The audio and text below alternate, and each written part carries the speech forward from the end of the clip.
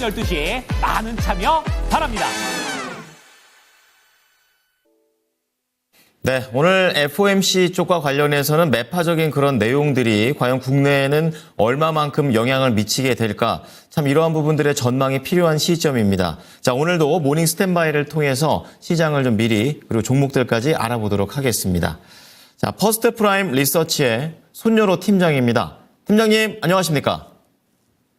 네, 안녕하십니까? 네, 미국 증시를 이제 보고 있자니 자, 오늘 좀 마음이 좀 무거운 그런 상황입니다. 그럼에도 불구하고 상당히 중요한 시점이 아닐까라는 생각도 동시에 들고 있는데요. 자, 오늘장 개장 전 체크 포인트 어떻게 가져갈까요? 네, 우선 오늘 한 줄 평을 이번 소문난 잔치에는 먹을 것이 있을까라고 지어봤습니다. 근데 제가 대본을 밤에 작성을 하고 이제 뉴욕 시장을 확인한 다음에 이제 검수하는 과정으로 대본을 작성하거든요. 근데 사실은 어제 밤에는 이번 소문난 잔치에 먹을 것이 있기를이라고 지어봤습니다. 근데 뉴욕 시장 마감 결과랑 FOMC 결과, 마이크론 실적 발표 이런 것들을 보니까 이번 소문난 잔치에는 먹을 것이 있을까라고 정해봤습니다. 근데 단기적으로 오늘장만 봤을 때는 먹을 것이 있을까겠지만 하루, 이틀 정도 시장이 자정작용을 거치는 과정들을 본다고 했을 때는 먹을 것이 충분히 있을 거다라고 판단합니다. 그래서 정말 시장을 보수적으로 봤을 때 기준금리 인하를 하니까 올 단기적인 차익 시장이 나올 거다라는 부분들을 예상할 수 있었어요. 하지만 우리가 예상한 것 이상으로 낙폭을 기록을 했죠. 근데 왜 이런 뉴스가 나왔을 때 시장이 낙폭을 이만큼이나 기록을 하는 것인가? 이런 약속은 없습니다. 하지만 시장에 나왔던 뉴스를 봤을 때는 요 정도 낙폭은 좀 이해를 할 만하고 요 정도 낙폭을 기록을 했을 때는 오히려 우리가 저가 매수의 기회로 삼아보면 좋지 않을까 판단해 보도록 하겠습니다.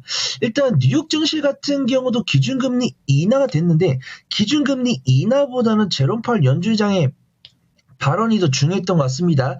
이 목표 기준금리가 중요한 것 같아요. 지금 25bp 인하하면서 4.25% 기준금리가 됐는데 연준의 타겟금리, 2025년 타겟금리가 3.9%가 나왔죠. 우리가 분명 5.5%에서 기준금리를 시작을 할 때는 타겟 기준금리가 2.5, 2.8 이 정도였는데 제롬 파월 연준의장이 3.9를 말하면서 기준금리 인하 기조가 우리가 생각했던 것보다 많이 나오지 않겠구나 이런 우려가 있는 겁니다. 그래서 원래는 몇 달 전만 해도 물론 2.5, 2.8%가 1년 만에 가진 않겠지만 2027년, 2028년까지는 2.5를 볼 수 있었어요. 근데 2025년에 3.9%로 기준금리 인하가 많아야 두 번, 세 번 정도 할 수 있겠다. 이런 부분들입니다. 하지만 우리나라는 이렇게 좀 경제적으로 좀 힘들고 중국 같은 경우도 경기 이제 부양 정책을 진행을 하는데 그 부양 정책만큼 성과가 안 나옴에도 불구하고 미국 같은 경우는 실업이나 고용이나 이런 것들이 탄탄하다 보니까 그런 정책을 펼치고 우리가 생각보다 기준금리를 인하를 좀 덜 하겠네라는 우려감이 좀 차익이 나오더라도 우리는 이것을 저가 매수의 기회로 삼아보시면 좋을 것 같습니다. 그 다음에 한 가지가 더 있어요. 일단 마이크론 같은 경우 조금 아쉽습니다. 제가 분기 실적 추이를 봤을 때 우리가 SK하이닉스 같은 경우는 지금 올해 1분기부터 절대치는 증가를 하고 있잖아요. 근데 1분기에서 2분기 넘어갈 때, 그 다음에 2분기에서 3분기 넘어갈 때보다 3분기에서 4분기 넘어갈 때 실적 증가폭이 줄어드는 것은 사실입니다. 근데 실적 증가폭이 줄어드는 것은 사실인데 절대치는 증가를 하고 있어요. 그래서 SK하이닉스 같은 경우 12개월 선행포가 점진적으로 계속 떨어지고 있습니다. 그래서 외국인과 기관들은 SK하이닉스 정말 저렴하다 평가할 수 있어요. 그래서 마이크론 이번 실적 발표를 봤는데 주당 순이익이 전망치를 부합을 했잖아요. 근데 마이크론 실적을 가만 보니까 연간 실적 기준으로는 개선이 된 게 맞습니다. 근데 가만 보니까 적자였다가 흑자 전환됐다가 이제 지금이 2025년 1분기잖아요. 마이크론의 회계 연도로. 근데 그래서 지금 2분기에서 3분기 넘어갈 때는 흑자 전환됐다가 3분기에서 4분기 전환될 때는 이제 진행이 될 때는 흑자폭이 줄어들었더라고요. 근데 이번에 보니까 전분기 대비해서 영업이익이 증가했습니다. 그래서 마이크론의 주가가 상승을 하겠구나라고 생각을 했었는데 밀리는 모습이기 때문에 기대치에 부합한 것 대비해서 이 연준의 기준금리 인하 기조가 이 마이크론 실적 발표에 영향을 준 것이 맞다라고 판단합니다. 이 마이크론의 실적 발표를 보니까 삼성전자랑 SK하이닉스 중간에 있어요. 그 다음에 마이크론 같은 경우도 SK하이닉스만큼은 아니지만 레가시 반도체에다가 이번 HBM 실적 발표도 일부 포함이 되어 있기 때문에 마이크론은 이제 원래는 삼성전자랑 같은 취급을 받다가 SK하이닉스 입장으로 좀 변해가고 있다. 그렇게 평가를 해보도록 하겠습니다. 근데 결과적으로 마이크론 같은 경우 정규장에서 4%가량 하락을 했고 지금 시간에서 10% 넘게 하락을 하고 있는 모습 보여주고 있기 때문에 근데 또 마이크론에 대한 실적에 대한 기대감이 있었다? 이렇게 보기는 어려울 것 같습니다. 마이크론 실적 발표를 앞두고 바닥을 다지는 것은 확인했는데 어떤 엔비디아처럼 테슬라처럼 폭발적인 상승은 보여주지 않았기 때문에 일단 마이크론에 대한 실적에 대한 기대감이 단기적으로 소멸했다기보다는 아무래도 FOMC 기준금리가 뉴욕 시장에 전반적인 영향을 준 거다라고 판단합니다. 제가 가장 좀 걱정하고 있는 것은 일본의 기준금리 트렌드예요. 그래서 저도 이제 막 경제 방송을 보고 많은 분들의 이야기를 하고 있는데 일본에서 기준금리를 동결할 거다라고 많이 생각을 하고 있고 BOJ 일본 금리 이렇게 검색을 해보시면은 여전히 일본 같은 경우는 기준금리를 동결할 가능성이 높다라고 보고 있어요. 저 역시도 오늘은 기준금리를 동결하지 않을까 그렇게 판단합니다. 근데 많은 투자분들께서는 그 뒤를 보시는 것 같아요. 얼마 전에 뉴스 나왔죠. 트럼프 대통령 당선인이 지금 현재 일본 총리분이 이시바 총리더라고요. 그래서 이시바 총리랑 통화를 할 줄 알았는데 이시바 총리랑은 통화를 한 5분 정도 하고 그 다음에 이시바 총리 이전이 아베 총리였죠.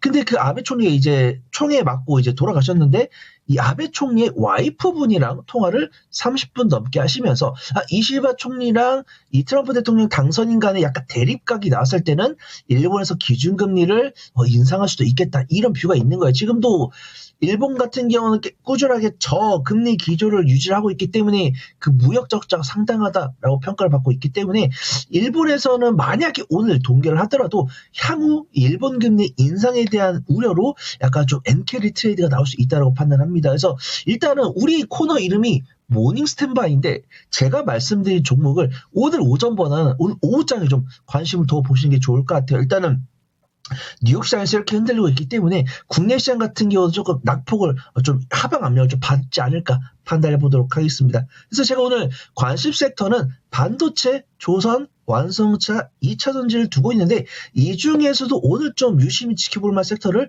두 가지를 찍어드리도록 하겠습니다. 자, 이렇게 시장이 힘들 때 좀 더 조밀하게 세부적으로 좀 도와주시고 계십니다. 자, 시장의 먹거리는 우선 단기적으로는 힘들지만 먹거리는 있고 저가 매수 전략이 유효한 관점에서 오후에 집중을 해보자라는 내용을 말씀해 주셨는데요. 좀 하나씩 좀 들어가 보겠습니다.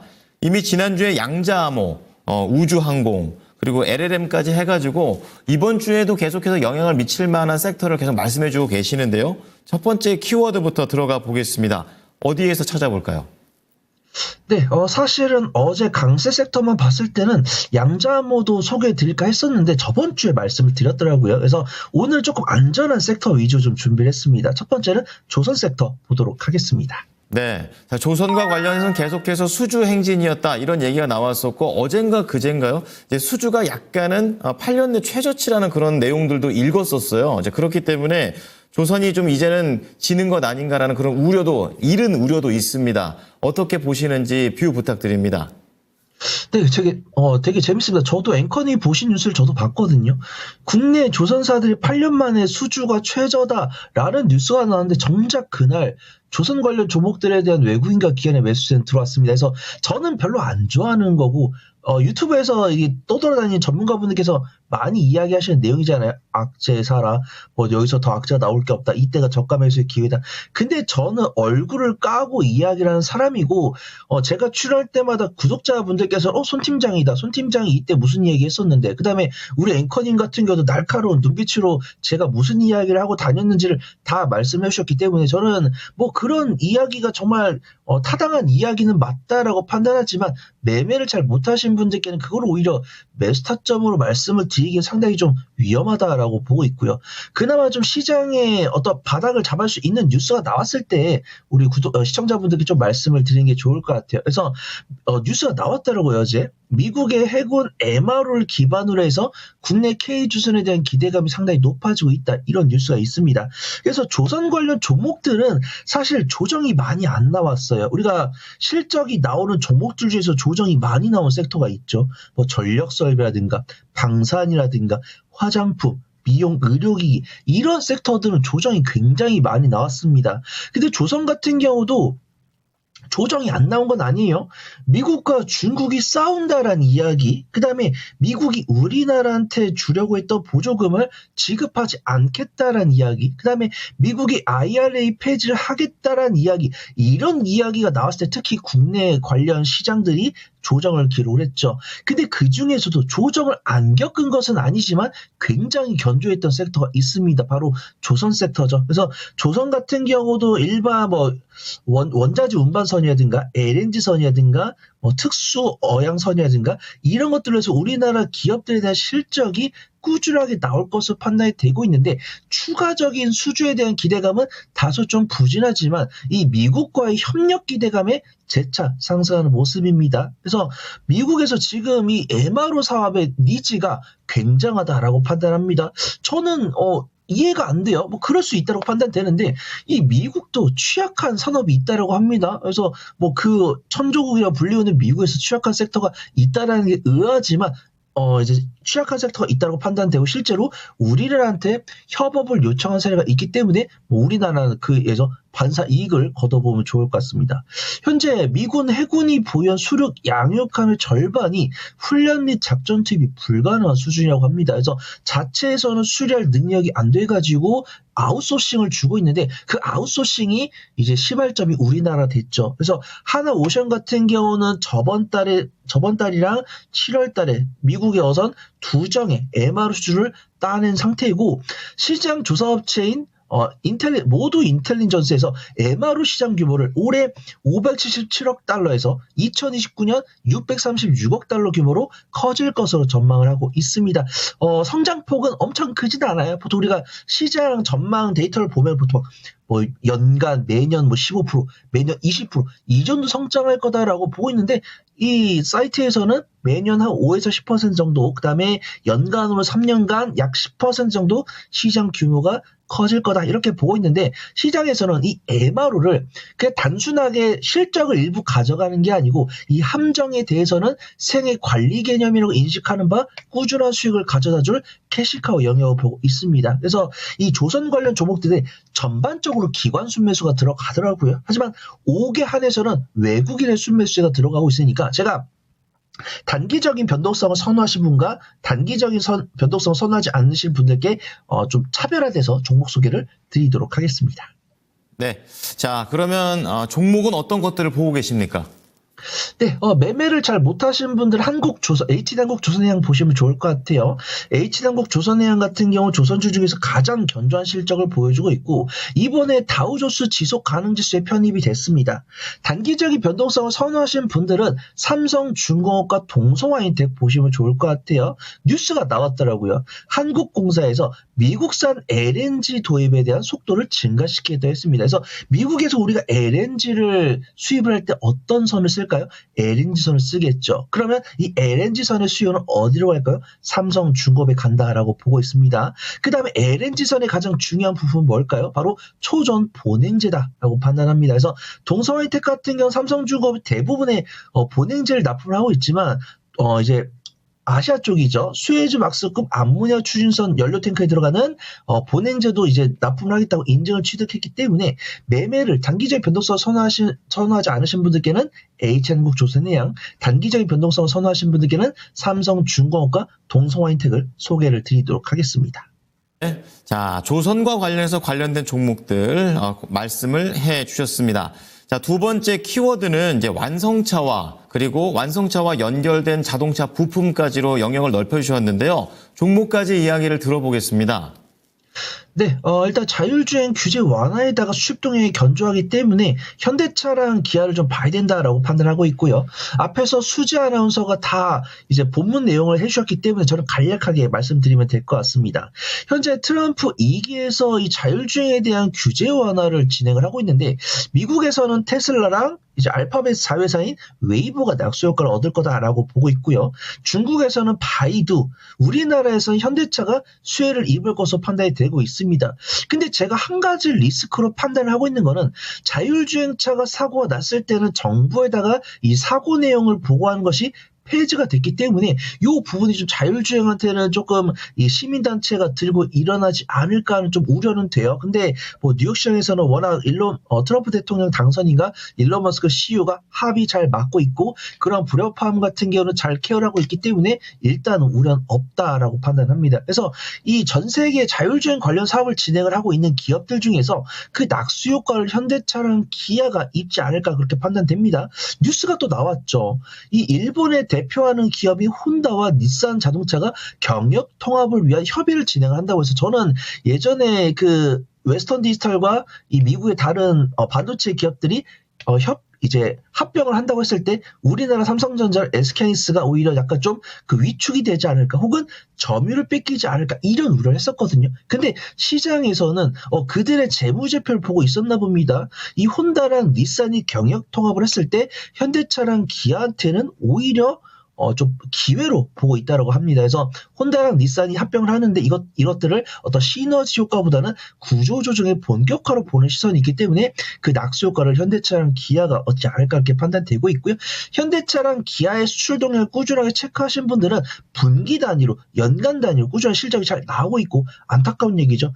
원달러 환율이 굉장히 고공행진하고 있습니다. 지금 어떤 탄핵 판결이 나가지고 어떻게 보면 불확실성 제거의 일환이다라고 봐야 되는데 원달러 환율이 1430원 아래로 잘 안 내려오는 상황이에요. 그래서 좀 약간 강달러 기조가 있기 때문에 현대차랑 기아가 판매량도 증가를 하고 있는데 강달러 기조가 유지가 됐을 때는 그들은 실적이 굉장히 잘 나올 수 있다 평가를 하고 있습니다. 그래서 관심주로 저는 현대차를 저번에 말씀드린 적이 있어서 오늘은 기아랑 서현 이화 말씀을 드리려고 합니다. 기아가 현대차를 굉장히 쫓아왔어요. 그래서 예전에는 이 현대차랑 기아가 시가총액 차이나 이 매출 차이가 굉장히 심하다라고 판단했었는데 기아 같은 경우도 거의 이제 현대차 같은 경우 시가총액이 45조 정도 되는데 기아도 한 40조 정도 되고 있고요.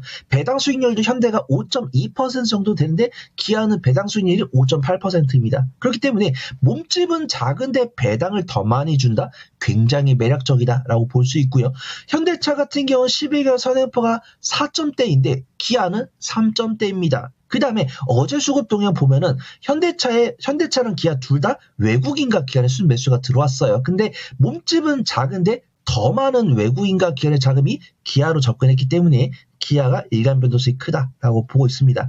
자동차 부품주 중에서는 서현이화 보도록 하겠습니다. 저는 화신이랑 서현이화를 굉장히 좋아했었는데 화신이 분기 실적이 조금 주춤했더라고요. 그래서 서현이화는 그와도 불구해도 견조한 실적 보여주고 있고 퍼가 2.5입니다. 그 다음에 PBR도 0.5가 안 되고요. 그 다음에 이번에 BSM이라고 해가지고 기업 평가 툴을 제작을 하면서 증권계통에서는 상당히 저평가, 그 다음에 경영성과도 효율적으로 체크할 수 있는 기업이다. 이런 평가가 있고요. 외국인과 기관이 아직 적극적으로 들어오지 않고 있더라고 부품주에. 그래서 기아를 먼저 접근을 하신 다음에 서현이와의 외국인과 기관의 수급이 들어오는지 안 들어오는지 체크하시고 매매를 해보시면 좋을 것 같습니다. 네, 자, 완성차에서 하나, 그리고 부품 쪽에서 하나 이렇게 또 말씀을 해주셨습니다.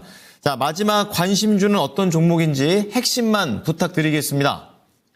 네, 저는 태성 말씀을 드리려고 합니다. 제가 조선이랑 완성차 말씀을 드렸으면은 반도체 빼놓을 수 없죠. 그 다음에 반도체 중에서도 유리기판 봐야 될 것 같습니다. 유리기판 관련 종목들이 일간 변동성을 보여주고 있는데 이 일간 변동성이 개인 투자분들이 아니라 외국인과 기관이기 때문에 우리는 반드시 봐야 된다라고 판단합니다. 그래서 실적도 근데 뭐 연간 실적이 흑자가 나오는 건 아니에요. 분기 실적이 한 번 정도 적자가 나왔습니다. 하지만 단기적인 관점으로 소개를 드리는 거기 때문에 너무 염려하실 필요 없다라고 판단을 하고 있고요. 최근에 브로드컴이 반도체랑 차량 유리기판에 대해서 투심을 굉장히 좀 개선시켜줬습니다. 브로드컴 같은 경우는 주문형 반도체 점유율 55에서 60%를 기록을 하고 있기 때문에 내년에 그들이 유리기판을 도입을 하겠다고 했을 때는 유리기판 관련 종목들이 실제로 낙수 효과를 얻을 수 있다라고 판단을 하고 있고요. 일단 가장 가까이 있는 종목은 SKC다라고 판단하고 있지만 일간 변동성은 태성이 가장 크다라고 판단하고 있습니다.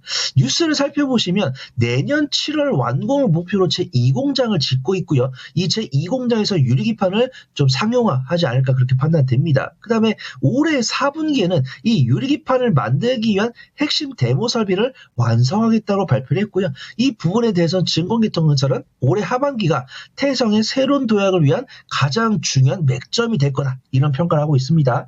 그래서 태성 같은 경우는 지금 한 7거래일 정도 상승하면서 21선을 돌파하는 모습이죠. 근데 이 21선 돌파를 개인 투자분들이 아니라 외국인과 기관의 수급 아래에서 돌파를 하고 있기 때문에 유리기판이 그렇게 좀 일간 변동성이 크다며 그 중에서도 그 뒤를 쫓을 수 있는 일간 변동성 클 수 있는 종목이 없을까라고 하신 분들은 태성을 유심히 지켜보시면 좋을 것 같습니다. 네. 자, 기판에서도 기존 기판이 아닙니다. 새로운 기판에 초점을 맞춰보자고 얘기해 주셨습니다. 자, 정리해 드리겠습니다. 첫 번째 K조선과 관련해서 냉각 기술에 좀 더 집중을 해보십니다. 우선 삼성중공업, 동성화인텍, 그리고 HD 한국조선해양도 추가로 말씀을 해주셨고요. 두 번째는 완성차 쪽에서 기아, 부품 쪽에서는 서현이화 말씀을 해주셨고, 마지막으로 반도체 기판은 새로운 기판인 쪽으로 좀 얘기를 해보고 있습니다. 유리기판에서 태성 말씀하셨습니다. 네, 팀장님 오늘 내용 잘 참고하겠습니다. 고맙습니다. 감사합니다. 지금까지 투자 판단에 도움이 될 수 있는 정보를 제공해 드렸습니다. 하지만 특정 종목의 상승과 하락을 보장하지는 않으니까요. 이 부분 참고해 주시기 바랍니다. 자, 오늘 토마토 증권통과 함께 해 주시기 바랍니다. 고맙습니다.